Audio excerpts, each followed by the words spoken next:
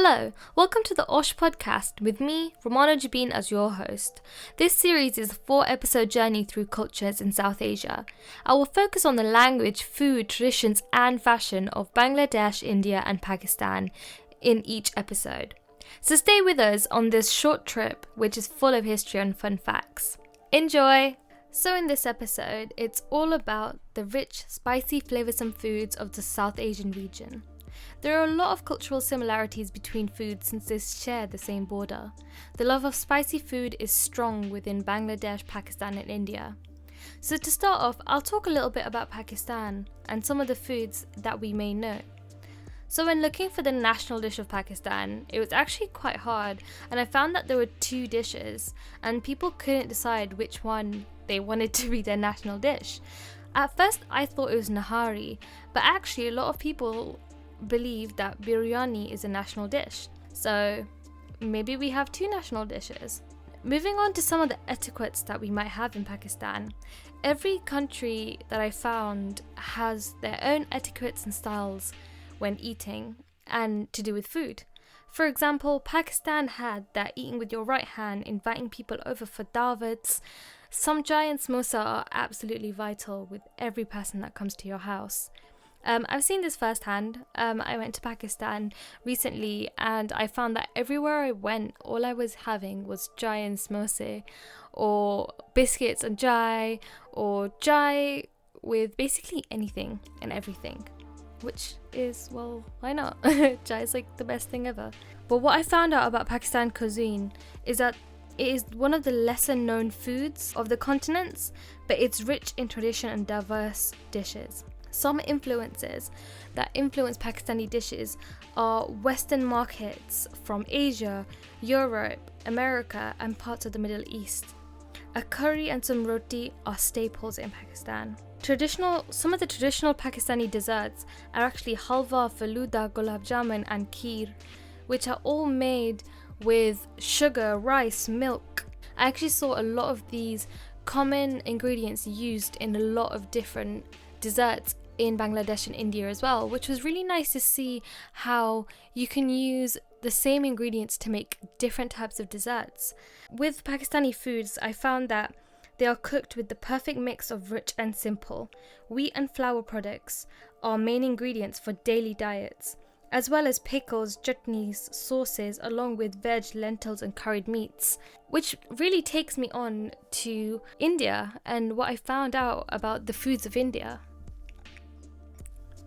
So what I found out from the foods of India was that when looking to find the national dish for India, apparently there's a lot of controversy, and majority Indians class khichdi as their national dish. However, there are a lot of other foods that are associated with India, and a lot of them are very popular, such as golgappe, jalebis, bhajiyas.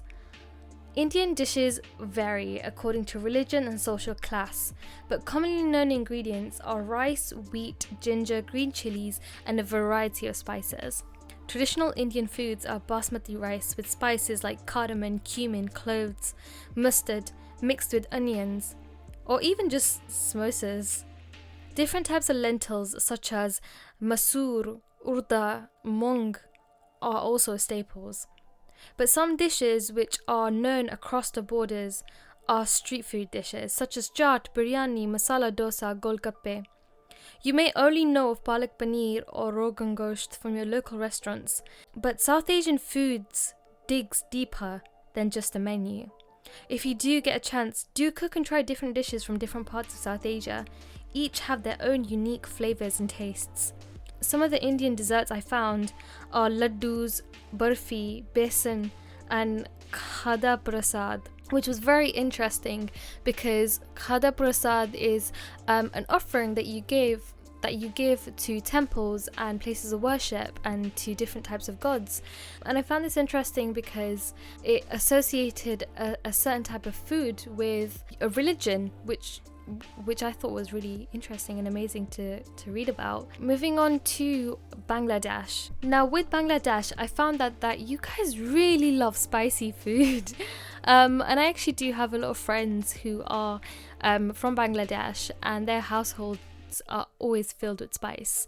But if you are an Asian household and you don't have spices, then are you really Asian? But I found out that for Bangladesh, the national dish was hilsa, which is a type of fish.